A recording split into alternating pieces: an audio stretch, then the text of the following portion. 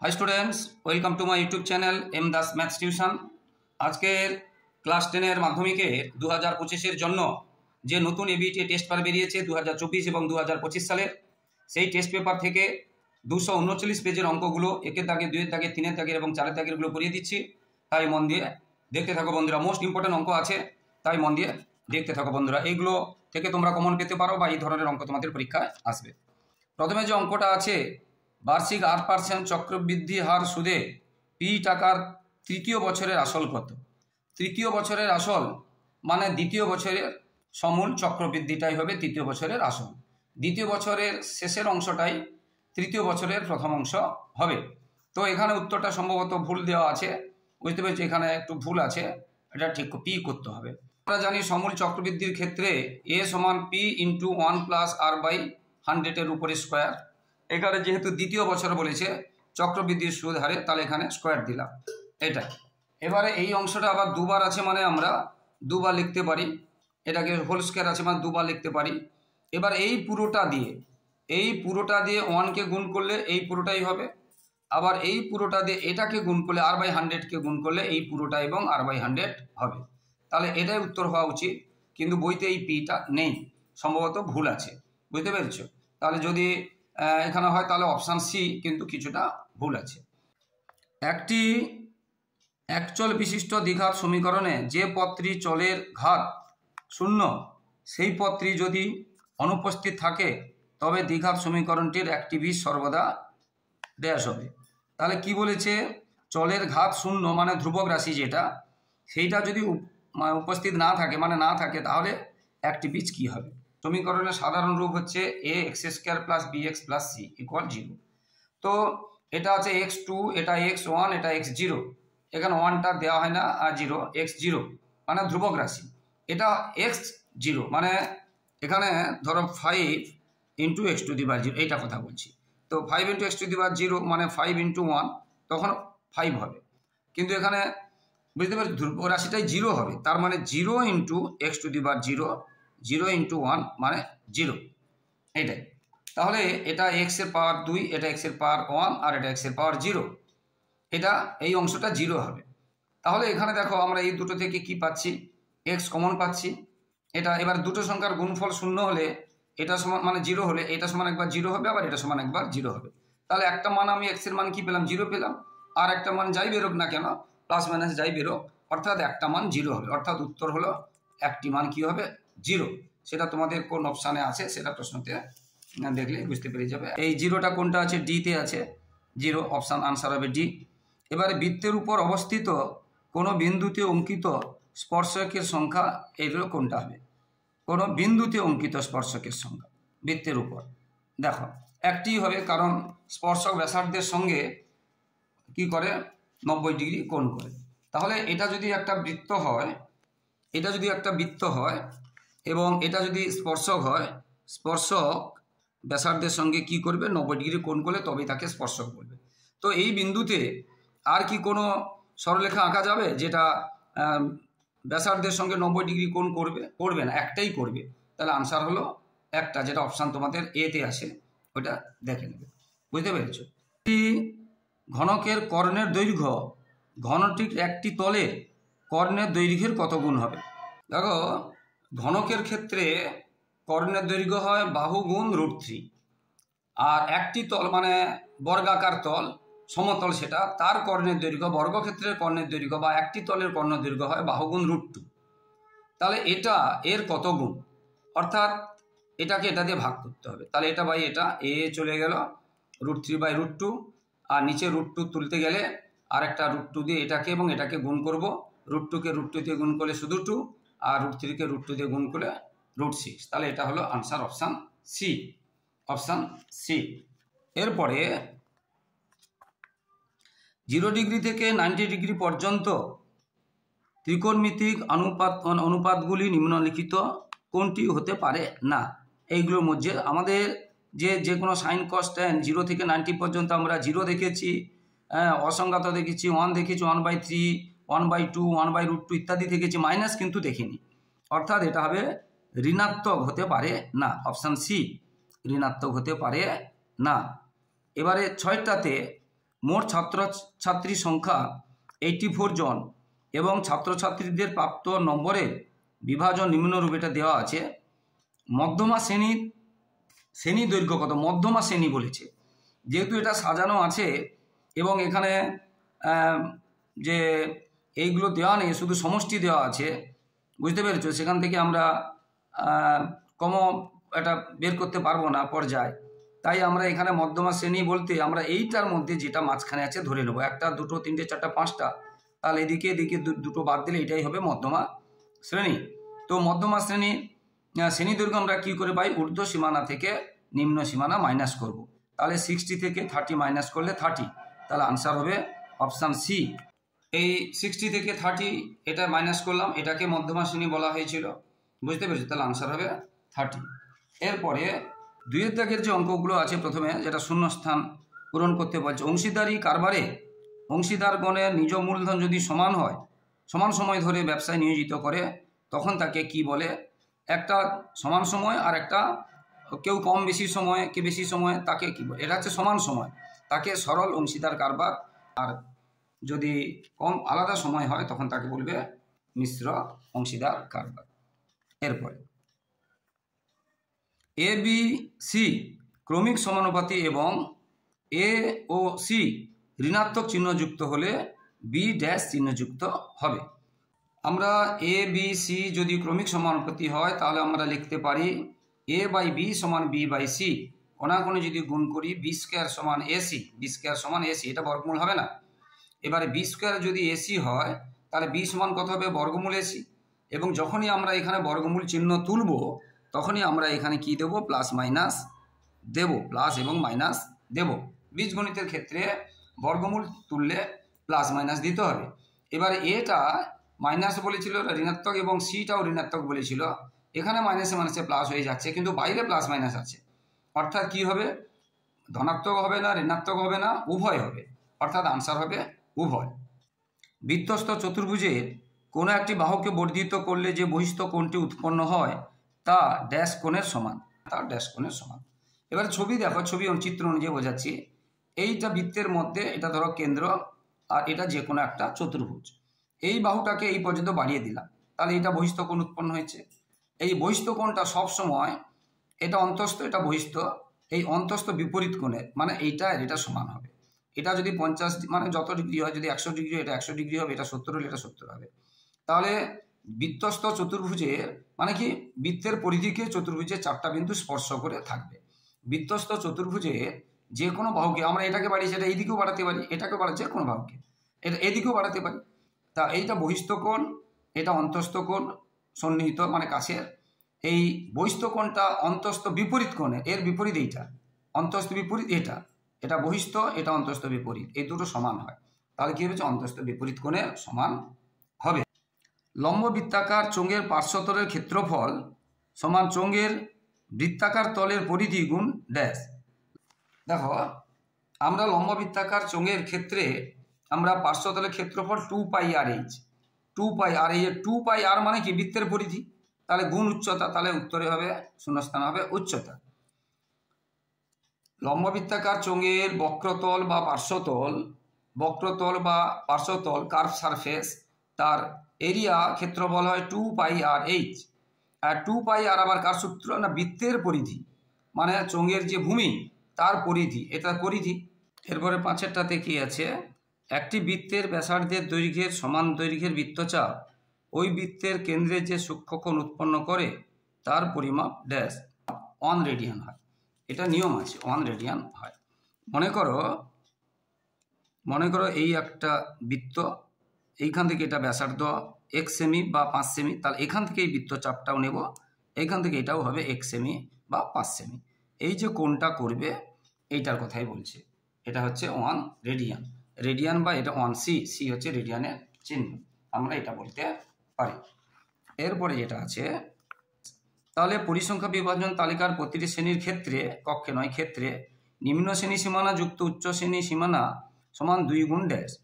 আমরা শ্রেণীর মধ্য বা আমরা যেটা শ্রেণীর মধ্যমান আমরা কি করে পাই? না, উচ্চ সীমানা এবং নিম্ন সীমানা যোগ করে 2 দিয়ে ভাগ করলে আমরা শ্রেণী মধ্যক পাই। তাহলে এটাকে যদি মানে নিচে 1 দিয়ে যদি কণাকণি গুণ করি, তাহলে নিম্ন সীমানা যুক্ত উচ্চ সীমানা সমান 2 গুণ শ্রেণী মধ্যক, অর্থাৎ 2 গুণ ড্যাশ ছিল, অর্থাৎ ওখানে আনসারে হবে শ্রেণী মধ্যক, 2 গুণ শ্রেণী মধ্যক। আনসারে কি হবে? শ্রেণী মধ্যক বা শ্রেণী মধ্যমান, আমরা যেটা বলতে পারি। এরপরে 3 থেকে যে প্রশ্ন হচ্ছে, বার্ষিক 8% সরল সুদের হারে 100 টাকার 1 বছরের সুদ আসলের r/100 অংশ, সত্য মিথ্যা বলতে হবে। এখানে সুদের হার দেওয়া আছে, আসল দেওয়া আছে, সময় দেওয়া আছে, তাহলে সুদটা যেটা বেরোবে সেটা আসলের r/100 অংশ, সত্য না মিথ্যা আমাদেরকে বের করতে হবে। এখন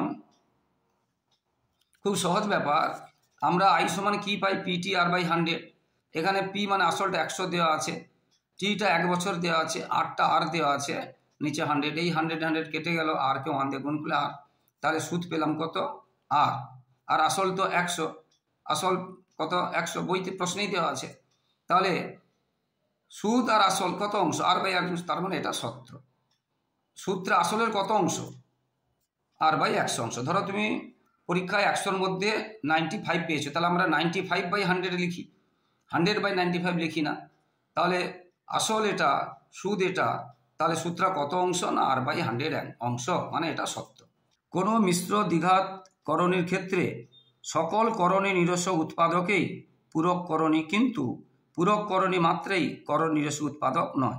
এটা সত্য না মিথ্যা বলতে বলেছে সকল করণী নিরস্ব উৎপাদকই পূরক না, সকল পূরক হয় না, কিন্তু পূরক করণী মাত্রেই করণ নিরস্ব উৎপাদক নয় বলেছে। আবার এটা হয় হবে এবং এখানে সকল হয় না, বুঝতে পেরেছো? যেমন মানে পূরক বলতে বা অনুবন্ধী বলতে, পূরক বা অনুবন্ধী বলতে আমরা কি বুঝি? ধরো ভালো করে বোঝো, 2 + √3 এটাকে উঠাতে গেলে আমরা 2 - √3 করছি। তাহলে এক্ষেত্রে আমরা কি দেখলাম? এটাও করণ নিরস্ব উৎপাদক, কিন্তু এটা হচ্ছে অনুবন্ধী। এরপরে কোনো বৃত্তের একাধিক জ্যা কেন্দ্রে সমান সমান কোণ উৎপন্ন করলে জ্যাগুলি সর্বদা সমান্তরাল হবে, সত্য না মিথ্যা? এটা মিথ্যা হবে। এই ছবি অনুযায়ী দেখো, এই একটা জ্যা সমান, এবং মনে করো এটা কেন্দ্রে যা কোণ করেছে এটা তাই করেছে, সেক্ষেত্রে এটা সমান্তরাল হয়েছে যদি ঠিক বিপরীত পাশে হয়। কিন্তু এক্ষেত্রেও দেখো, এই ক্ষেত্রে এই একটা জ্যা সমান, এবং কেন্দ্রে মনে করো এই কোণটা কেন্দ্রে যেটা বলেছে এই কোণটাও সমান, কিন্তু এই দুটো জ্যা কি সমান্তরাল হলো? সমান্তরাল হলো না। তাহলে সব ক্ষেত্রে হবে না। যদি ঠিক বিপরীত, মানে এটা সরলরেখা যদি বিপরীত কোণ করে, এটা সরলরেখা যদি তৈরি করে এটা, তাহলে কিন্তু হবে। কিন্তু সরলরেখা না তৈরি করলে এক্ষেত্রে এটা সরলরেখা নয়, তাহলে কিন্তু সমান হবে না। এরপরে একটি গোলকের সমগ্র তলের ক্ষেত্রফল গোলকটির ব্যাসার্ধের সমান ব্যাসার্ধ বিশিষ্ট 4টি বৃত্তের ক্ষেত্রফলের যোগফলের সমান। একটি গোলকে যেটা বলেছে দেখো গোলকের সমগ্র তলের ক্ষেত্রফল কি, বা বক্রতল বা পার্শ্বতলের ক্ষেত্রফল 4πr²। আর বৃত্তের সমান ব্যাসার্ধ যার, সেরকম বৃত্তের ক্ষেত্রফল কি হবে? πr²। এরকম 4টার কি হবে? 4টির হবে 4 × πr²। তাহলে এই দুটো উত্তর একই, সেই জন্য এটা হবে সত্য। এবারে 5এরটাতে কি আছে? sin α/sin β সমান শুধু α/β। এটা ঠিক না ভুল? দেখো এটা ভুল কেন? দেখো সাইন শুধু α/βর কথা বলছি। যদি আলফা 60 ডিগ্রি হয়, বিটা যদি 30 ডিগ্রি হয়, তাহলে আমরা কি লিখতে পারি? 60 ডিগ্রি বাই 30 ডিগ্রি মানে 2, মানে ভাগ করলাম বা কাটাকাটি করলাম। কিন্তু যদি আমরা সাইন যেটা বলেছিল আলফা সাইন বিটা 60 ডিগ্রি ধরেছি, এটা 30 ডিগ্রি ধরেছি, তখন সাইন 60 ডিগ্রি মান কত? √3/2। আর সাইন 30 ডিগ্রি মান কত? 1/2। এটা উল্টে গুণ চিহ্ন হবে, কাটাকাটি হয়ে গেল, তাহলে √3 হলো। তাহলে এইটার মান পেলাম sine 60 degree by sine 30 degree √3, মানে আলফা আর বিটা। আর এটা আমরা পেলাম শুধু যেটা আলফা বিটা 2, তাহলে 2 আর √3 তো সমান নয়, তাহলে এটা হলো মিথ্যা। এরপরে 6 দাগেরটাতে আছে তথ্যের সংখ্যাগুরু মান কখনোই একাধিক হতে পারে না। তথ্যের সংখ্যাগুরু মান একাধিক হতে পারে, যেমন দেখো আমরা যদি এটা কি করি 3 4 4 4 5 5 5, এখানে 3 বার 4ও আছে, 3 বার 5ও আছে, তাহলে এটাও সংখ্যাগুরু এটাও সংখ্যাগুরু, মানে এখানে দুটো সংখ্যাগুরু মান হলো, তাহলে একাধিক হলো। বুঝতে পেরেছ?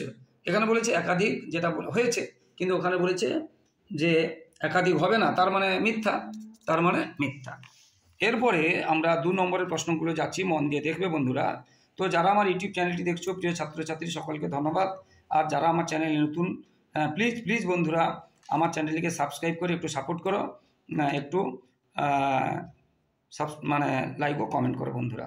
তোমাদের জন্য লাগাতার পরিশ্রম করছি, তাই তোমাদের কাছ থেকে শুধু এইটুকু সহানুভূতি ভালোবাসা চাইছি যে তোমরা চ্যানেলটিকে সাবস্ক্রাইব এবং শেয়ার করবে, এবং পরবর্তী ভিডিওগুলো অবশ্যই দেখো। আমার চ্যানেলে নির্ভুলভাবে উত্তর ব্যাখ্যা সহ করা হচ্ছে, তাই এটা তোমাদের অনেক উপকারে আসবে।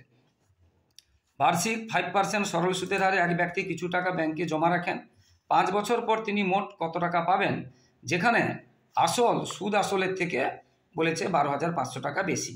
আসল সুদ আসলের থেকে 12,500 টাকা বেশি, তার মানে এটাই হবে সুদ, এটাই হবে সুদ।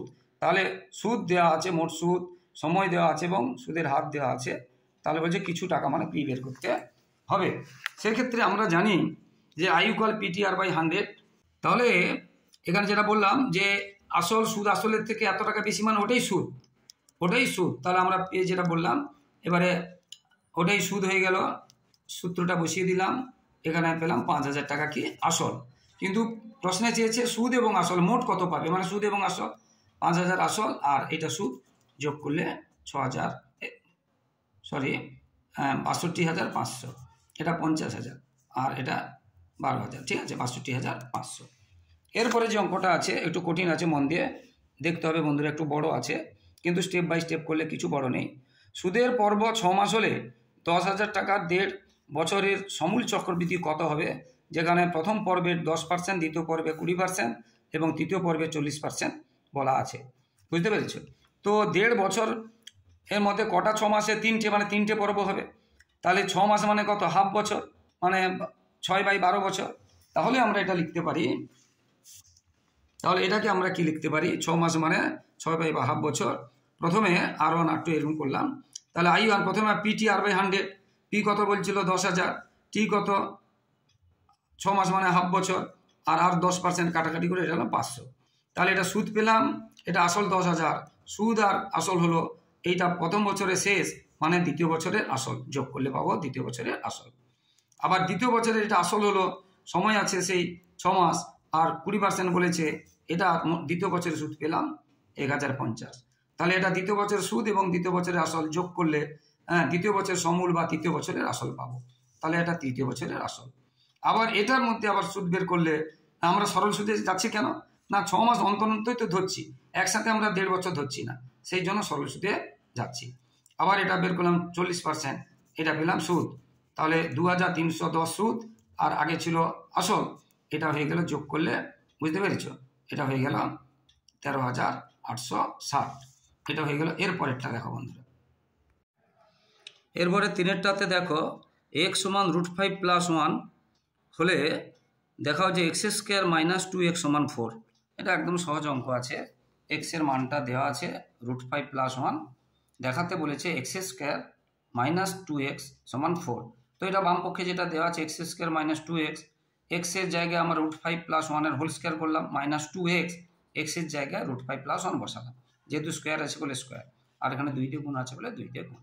এবার a + b হোল স্কোয়ার সূত্র সবাই জানো, a² + 2ab + b² একসাথে করে দিয়েছি, √5² মানে শুধু 5, বুঝতে পেরেছি, আর 2ab মানে 2 × √5 × 1 মানে সেই 2√5 হবে, +1, আর এটা -2 দিয়ে যদি গুণ করি, এটা চিহ্নটা চেঞ্জ হয়ে যাবে, প্লাসে মাইনাসে -2, এটা কেটে গেল, তাহলে 5 আর 1 6, -2 কত হলো 4, কত হলো 4, ঠিক আছে।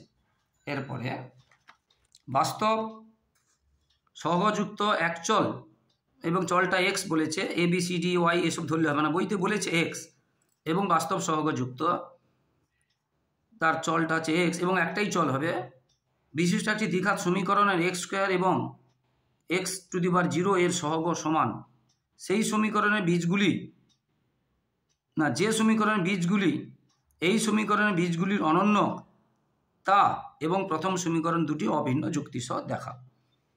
ভালো করে বুঝো বন্ধুরা, আমি ধরলাম প্রথমের যে সমীকরণটা ছিল সেটা A X square plus B X plus A, এটা প্রথমে যে সমীকরণটা ছিল, বুঝতে পেরেছো। এবং এই চলটা হচ্ছে এক্স, একটাই চল আছে এবং দ্বিঘাত, উপরে 2 আছে, কারণ ওয়াই টয় নেই বা 3 ঘাত নেই, তাহলে এটা দ্বিঘাত এবং একচল বিশিষ্ট সমীকরণ। এবং এর আমি বীজ দুটো ধরলাম, একটা আলফা এবং একটা বিটা। তো আলফা প্লাস বিটা সমান সূত্র কি আছে, মাইনাস বি বাই এ, মাইনাসটা হচ্ছে সূত্রে, তাহলে এখানে এক্স এর কাছে যেটা আছে বি, এক্স স্কোয়ারের কাছে যেটা আছে এ, তাহলে এখানে এটা পেলাম। এবং আলফা ইন্টু বিটা সমান কি হয়, এই দুটো বীজ যদি আলফা বিটা ধরি, আলফা ইন্টু বিটা হয় সি বাই এ। দেখো সি বাই এ, সিতে আছে 1, এ এবং এতেও আছে এ, তাহলে এ বাই এ মানে 1। এবারে বলেছে যে সমীকরণটা এর বীজের অনন্য, মানে অন্য যে সমীকরণটা হবে তার বীজ হবে 1 বাই আলফা আর 1 বাই বিটা। এরকম দুটো বীজ থাকলে সমীকরণের দুটো বীজ যদি একটা 1 বাই আলফা এবং একটা 1 বাই বিটা হয়, তাহলে সমীকরণটা কি হবে, এক্স স্কোয়ার মাইনাস ইন্টু মানে ব্র্যাকেটের মধ্যে 1 by alpha plus 1 by beta into x plus 1 by alpha into 1 by beta equal 0। এটা আছে সাধারণ রূপ। দুটো বীজ যদি দেওয়া থাকে সেই দুটো বীজ যোগ করতে হবে, সামনে এখানে মাইনাস হবে, আর এই দুটো বীজ গুণ করতে হবে, সামনে প্লাস হবে।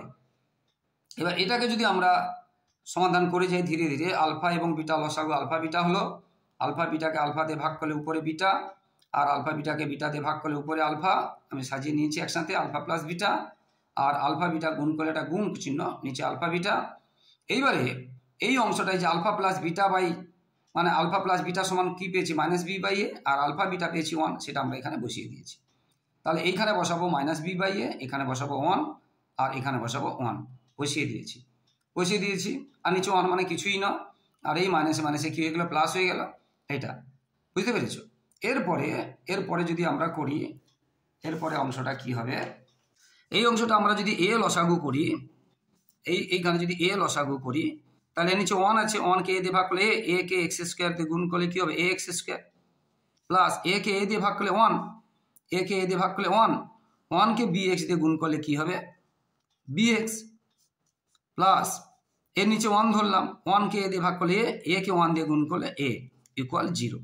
এবার এর নিচে যদি 1 দিয়ে দিই, এর নিচে যদি আমরা 1 দিয়ে দিই, এটা দিয়ে এটা দেখুন, এটা কেটে দিব, তাহলে কি পাবো না, A X square plus B X plus A equal 0। আর এটাই আমাদের প্রথম সমীকরণটাও ছিল, দেখো A X square plus B X plus A equal 0, এবং আমাদের পরের সমীকরণটাও পেয়েছি A X square plus B X plus 0। ওটাই বলেছিল যে এটা সমান না কি, সেটাই বলেছিল। তাহলে আমরা কি দেখলাম যে হ্যাঁ এটা সমান। 5টাতে ও কেন্দ্রীয় বৃত্তের ব্যাসার্ধের দৈর্ঘ্য 5 সেমি, ও বিন্দু থেকে নির্দিষ্ট দূরত্বে অবস্থিত বহিস্থ পি বিন্দু থেকে P Q O P R বৃত্তের দুটি স্পর্শক পি কিউ ও আর চতুর্ভুজের ক্ষেত্রফল 60 বর্গ সেমি হলে ও বিন্দু থেকে পি বিন্দুর দূরত্ব নির্ণয় করো। খুব সুন্দর অঙ্ক, ভালো করে দেখো বন্ধুরা। তো এখানে একটা বড় করে ছবির সাহায্যে ভালো করে বুঝিয়ে দিয়েছি, বৃত্তের কেন্দ্র ও, আর বাইরে একটা বিন্দু পি, পি থেকে পি কিউ এবং পি আর দুটি বলেছে স্পর্শক, দুটো দৈর্ঘ্য সমান, এটা এক্স আর ব্যাসার্ধ 5, এটা 5। আর স্পর্শক আমরা জানি সবসময় ব্যাসার্ধের সঙ্গে 90 ডিগ্রি কোণ করে, তাহলে এটাও 90, এটাও 90। এর ক্ষেত্রফল যা হবে এর ক্ষেত্রফল তাই হবে। এবারে এই পুরো চতুর্ভুজের ক্ষেত্রফল দেওয়া ছিল 60। এখন এইটা চেয়েছে ওপির দৈর্ঘ্য কত, এখন এই ত্রিভুজের ক্ষেত্রফল আমরা, এটা 90 ডিগ্রি, তার মানে এটা সমকোণী ত্রিভুজ, তাহলে এটা অতিভুজ, এটা লম্ব এটা ভূমি, বা এটা লম্ব এটা ভূমি, ক্ষেত্রফল হয় হাফ গুণ ভূমি গুণ উচ্চতা, আমরা পেয়েছি। আর এটারও ঠিক সেই হবে, হাফ গুণ ভূমি গুণ উচ্চতা আমরা 2 দিয়ে গুণ করতে পারি বা 2 বার যোগ করতে পারি, এটা সমান 60। তাহলে এটা আমরা 2 দিয়ে গুণ করিনি, যেহেতু যোগ করেছি তাহলে এইভাবে করেছি, এটা লসাগু হলো, এটা হলো, তাহলে এক্স এর মান বেরোলো কত, এক্স এর মান বেরোলো 12, তাহলে এটা বেরোলো 12।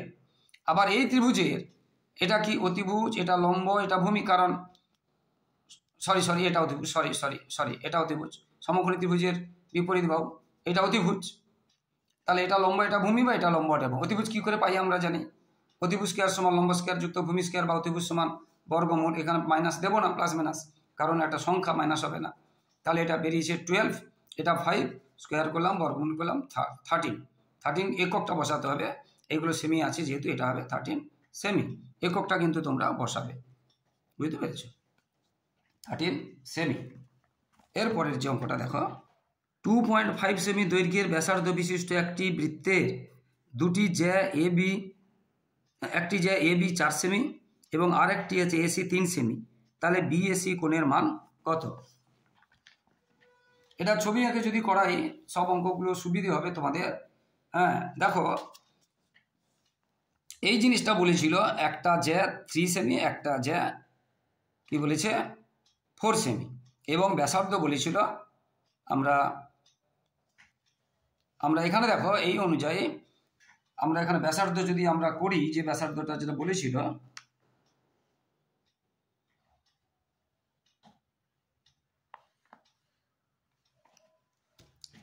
2.5 সেমি বলেছিল, ব্যাসার্ধ বলেছিল 2.5 সেমি। তাহলে ব্যাস কত হবে? আমরা জানি ব্যাস সমান 2 গুণ ব্যাসার্ধ, তাহলে 2 × 2.5 মানে 5 সেমি। তাহলে এখান থেকে এটা ব্যাস। এবারে এটাকে যদি আমরা ত্রিভুজ করি, এটা দেখো লক্ষ্য করে দেখেই বোঝা যাচ্ছে 3 স্কোয়ার আর 4 স্কোয়ার যোগ করলে 5 স্কোয়ার হবে। অর্থাৎ এটা একমাত্র সমকোণী ত্রিভুজের ক্ষেত্রে হয়, একটি বাহুর বর্গ সমান অপর দুটি বাহুর বর্গের সমষ্টি। অর্থাৎ এটা হবে, যেহেতু এখান থেকে বুঝতে পারছি এইটা বড়, এটার বর্গ সমান এটার বর্গ যুক্ত এটার বর্গ, তার মানে এটা অতিভুজ, এটা লম্ব এটা ভূমি, বা এটা লম্ব এটা ভূমি, তার মানে এটা 90 ডিগ্রি, মানে এটা সমকোণ। তাহলে এটা 90 ডিগ্রি হয়ে গেল। এরপরেরটাতে আছে ত্রিভুজ এ বি সি এর বিসির সমান্তরাল সরলরেখা এ বি ও এসিকে ডি ও ই বিন্দুতে ছেদ করলে প্রমাণ করো যে এডি বাই এ বি সমান এই বাই এসি। এখন চিত্র অনুযায়ী দেখো, এটা এবিসি ত্রিভুজ, বিসি এর সমান্তরাল সরলরেখা এ বি কে ডি এবং এসি কে বিন্দুতে ছেদ করেছে। বুঝতে পেরেছ? আমাদের কি প্রমাণ করতে হবে? এইটা প্রমাণ করতে হবে, A B by A D সমান এ সি বাই এইটা। বুঝতে পেরেছ? এটা প্রমাণ করতে হবে, A B by A D সমান এ সি বাই এটা প্রমাণ করতে হবে। এখন তোমাদের বইতেই থ্যালাসের একটা উপপাদ্য আছে, তোমাদের টেক্সট বুকে আছে থ্যালাসের উপপাদ্য। কি উপপাদ্যটা? না, যে কোনো ত্রিভুজের একটি বাহুর, এই বাহুর সমান্তরাল সরলরেখা, যে কোনো বাহুর সমান্তরাল সরলরেখা অপর দুটি বাহুকে, এই বাহুকে এবং এই বাহুকে সমানুপাতে বিভক্ত করে। অর্থাৎ এটা বাই এটা সমান এটা বাই এটা হবে। বুঝতে পেরেছো? সমানুপাতে বিভক্ত করে, এটা থ্যালাসের উপপাদ্য। এমনি অনেক সময় প্রিয় ছাত্রছাত্রী থ্যালাসের উপপাদ্যটি লেখো, এটাও আসতে পারে 2 নম্বরে। তাই থ্যালাসের উপপাদ্যটি কি, এটাতেও তোমরা মুখস্থ করে নাও। কি হলো? ত্রিভুজের একটি বাহুর সমান্তরাল সরলরেখা অপর বাহুদ্বয়কে মানে দুটিকে সমানুপাতে বিভক্ত করে, এটা থ্যালাসের উপপাদ্য। তাহলে এইখান থেকে আমরা কি লিখতে পারি? তাহলে এটা সমান, তাহলে এটাকে এটা ছেদ করেছে, তাহলে এটা বাই এটা সমান এটা বাই এটা আমরা লিখতে পারি, ওটা লিখেছি, এটা বাই এটা সমান এটা বাই এটা। অর্থাৎ আমরা যদি উল্টে দিই, দেখো এটা বাই এটাকে উল্টে দিলাম, নিচে নামিয়ে দিলাম, এটাকে উপরে তুলে দিলাম, এটাকে নামিয়ে দিলাম, এটা করেছি। এবার এই পাশে 1 যোগ করেছি, এই পাশে 1 যোগ করেছি, 1 যোগ করেছি। এবারে 1 লসাগু করে আমরা, মানে এটা লসাগু করে এডি হয়েছে, উপরে এটা হয়েছে, এটা হয়েছে। আবার দেখো এই দুটো যোগফল, মানে এটা যুক্ত এটা মানেই তো পুরোটা, আর এটা যুক্ত এটা মানেই তো পুরোটা। এটা পরের লাইনে ওই কথাটা লিখেছি, আর এটি আমাদের প্রমাণ করতে বলেছিল। বুঝতে পেরেছো?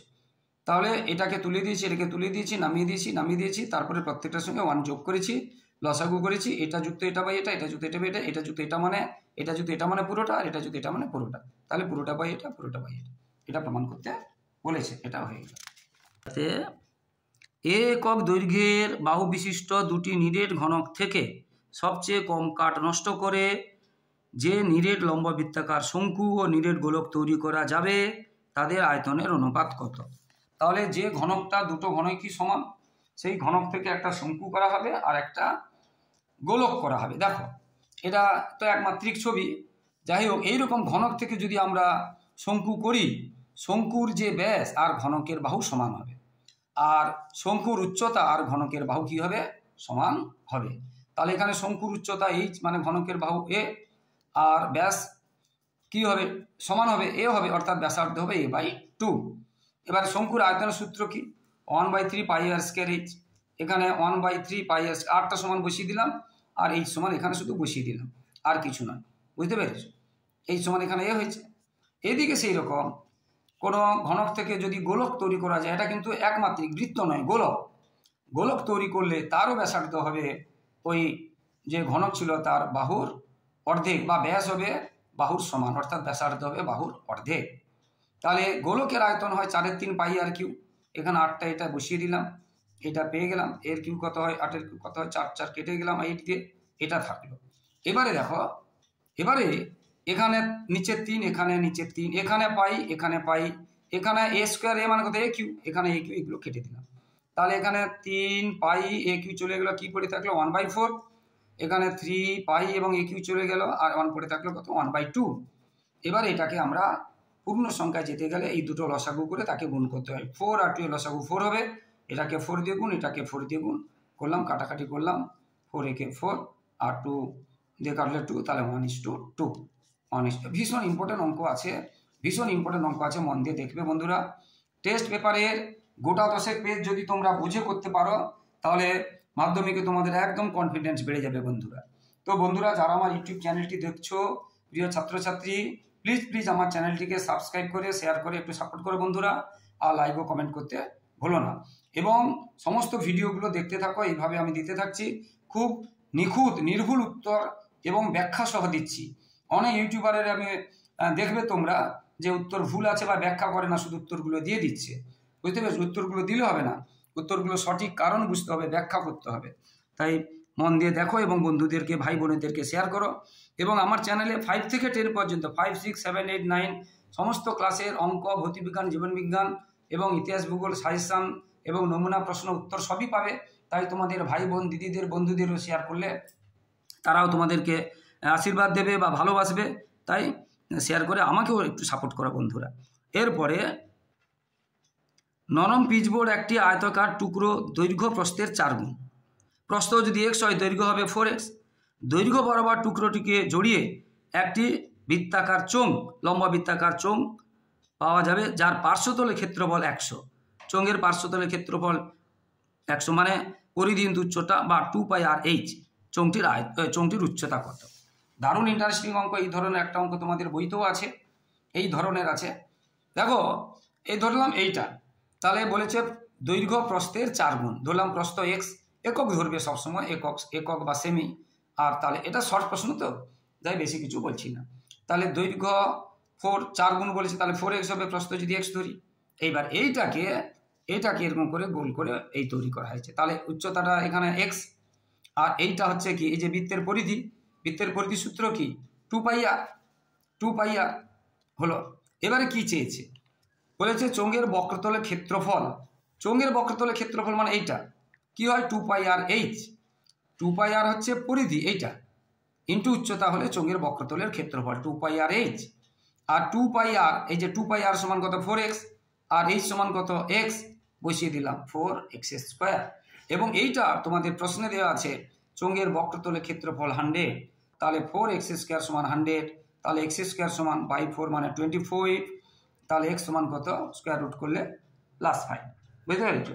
তাহলে x মান অর্থাৎ আমরা প্রস্থটা পেলাম 5 সেমি বা 5 একক। এখানে এই যে 100টা কি দেওয়া আছে, বর্গ কি সেমি থাকলে আমরা সেইভাবে লিখব, আর যেভাবে থাকবে আমরা এককটা আমরা কিন্তু এটা দেখে আমরা লিখব। 100 যেহেতু এটা সেমি ছিল, তাহলে এটা সেমি হবে। এটা মিটার থাকলে এটা মিটার হবে, এটা খেয়াল রাখবে। এখানে আমি দিইনি, কিন্তু এটা ভুল, এটা সেমি দিতে হবে। সেমি না দিলে কিন্তু পরীক্ষক যদি মনে করে তোমার নম্বর কাটবে, তাহলে কেটে নিতে পারে। এরপরে দেখো, এরপরেরটাতে বলেছে একটি সমকোণী ত্রিভুজ যে সূক্ষ্ম কোণ থিটা এর পরিপ্রেক্ষিতে লম্ব ও অতিভুজের অনুপাত 12 এবং 13। লম্ব ও ভূমির অনুপাত কত, ভূমি ও অতিভুজের অনুপাত কত, এবং sec² থিটা সমান 1 + tan² থিটা দেখাও। দেখো, লম্ব ও অতিভুজের অনুপাত 12 আর 13, এটা অনুপাতকে আমরা ধরে নিলাম, লম্বটাই 12 আর অতিভুজটাই 13। তাহলে ধরে নিলাম, অনুপাত কিন্তু হয় না, আমরা ধরে নিলাম এটা। তাহলে ধরি লম্ব 12 এবং এটা 13। এবার এই ক্ষেত্রে আমরা কি জানি, অতিভুজ² - লম্ব² সমান ভূমি²। তাহলে আমরা ভূমিটা পেয়ে যাব 5, 13² - 12² করে বর্গমূল করবে। এটা সহজ বলে মুখে বলে দিচ্ছি, এরকম অঙ্ক তোমরা অনেক আগে করেছো 5। এবার বলছে লম্ব বাই ভূমি, লম্ব কত ভূমি কত, এটা বলেছে অতিভুজ বাই ভূমি, অতিভুজ কত 13, ভূমি কত, এটা একটা উত্তর। এবারে বলেছে sec² থিটা, সূক্ষ্ম কোণ বলেছিল। sec² মানে আমরা কি জানি, সেক মানে অতিভুজ বাই ভূমি, সরি না, ঠিক আছে, সরি সেক সমান কি অতিভুজ বাই ভূমি। তাহলে অতিভুজ এখানে কত 13, ভূমি কত 5, তার স্কোয়ার, তাহলে এখানে স্কোয়ার দিতে হবে। এখানে স্কোয়ার দিইনি, এখানে স্কোয়ার দিতে হবে। কি বলছি বুঝতে পেরেছো? এখানে স্কোয়ার হলে তো এখানে স্কোয়ার হবে না, এটা করলাম এটা। এবার বলছি 1 + tan square, 1 + tan square. Tan মানে কি আমরা জানি লম্ব বাই ভূমি, লম্ব কত 12, ভূমি কত 5, তাহলে 12/5 স্কোয়ার মানে 144/24, সঙ্গে 1 যোগ করবো, এটা 169/25, এটাও 169/25। তাহলে আমরা লিখবো এটা সমান এটা প্রমাণিত।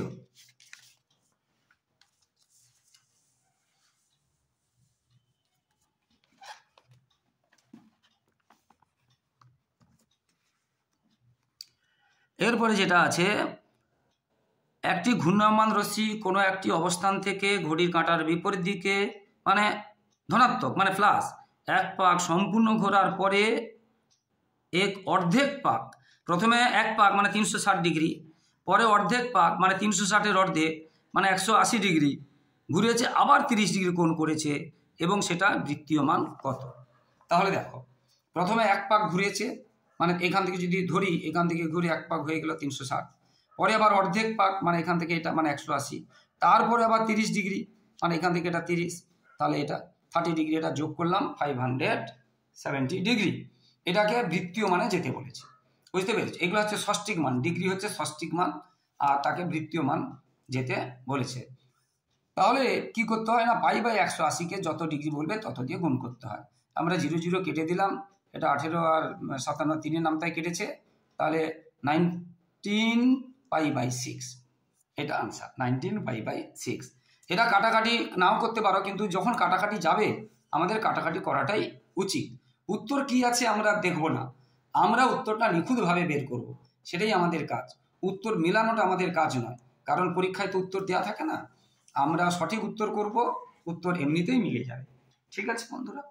এরপরে তাতে এইটা বইতে দেওয়া আছে, এটাও দেওয়া আছে প্রশ্নে, এটাও দেওয়া আছে, ভালো করে দেখো।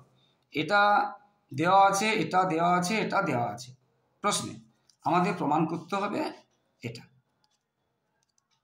তাহলে যেটা প্রথমে যেটা দেওয়া ছিল, এইটাকে যদি আমরা বিশ্লেষণ করে লিখি, দেখো এখানে এই যে ইউআই, এখানে যা আছে থাকলো ইউআই জায়গা আমরা এটা লিখব। তাহলে এখানে ইউআই না লিখে যা এটা যা আছে, এটা যা আছে লিখেছি, ইউআই জায়গায় এটা লিখেছি, দেখেছ? ঠিক আছে। এবারে আমরা কি করব, এই এইচটাকে, এই যে নিচে আছে 1/h কমন নিয়ে নিলাম, মানে এইচটা তো নিচে আছে, এটার নিচে আছে, এই জন্য 1/h কমন, আর যা আছে লিখলাম। ঠিক আছে। এবারে আমরা কি করেছি, এটা দিয়ে এটাকে গুণ, এটা দিয়ে এটাকে গুণ করেছি, আর যা আছে লিখেছি। প্রথম বন্ধনীর বাইরে যেটা থাকবে এটাকে এটা দিয়ে গুণ, এটাকে এটা দিয়ে গুণ, এটাকে এটা দিয়ে গুণ, এটা করেছি, আর বাইরে যা আছে লিখেছি। এবারে আমরা কি করেছি, এর নিচে যদি থাকে এটা বাই এটা, এটা বাই এটা লিখেছি, এটা বাই এটা, এটা বাই এটা লিখেছি। আমরা এটা লিখতে পারি, যোগ থাকলেও লিখতে পারি, বিয়োগ থাকলেও লিখতে পারি। যোগ থাকলে যোগ দিয়ে লিখবো, বিয়োগ থাকলে বিয়োগ দিয়ে লিখবো, এটা লিখেছি। আবার এই অংশটা দেখো, এই অংশটা হচ্ছে এইটা বইতে দেওয়া আছে, তাছাড়া আমরা জানি, বুঝতে পেরেছো? গড় যেটা বের করতে গিয়ে যায়, এটা সমান summation FI XI by summation FI, বুঝতে পেরেছো? এটা আছে বা সিগমা, যাই হোক, এটা এখানে দেওয়া আছে। তাহলে এই জায়গায় আমরা এটা লিখবো।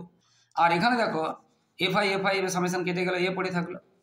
এইবারে আমরা এইচটা কোথায় আছে, নিচে আছে, আমরা এই লাইনটা এটা করতে পারি না, করে দিয়েছি। এবার এটাকে এটা দিয়ে গুণ, এটাকে এটা দিয়ে গুণ, এটাকে এটা দিয়ে গুণ, এটাকে এটা দিয়ে গুণ, বুঝতে পেরেছো? এটাকে এটা দিয়ে গুণ, এটাকে এটা দিয়ে গুণ করলাম। এবার যেহেতু এটা এদিকে আসছে, মানে বা আমরা এই লাইনটা যদি এটা করতাম, এই লাইনটা আমরা যদি এটা করতাম,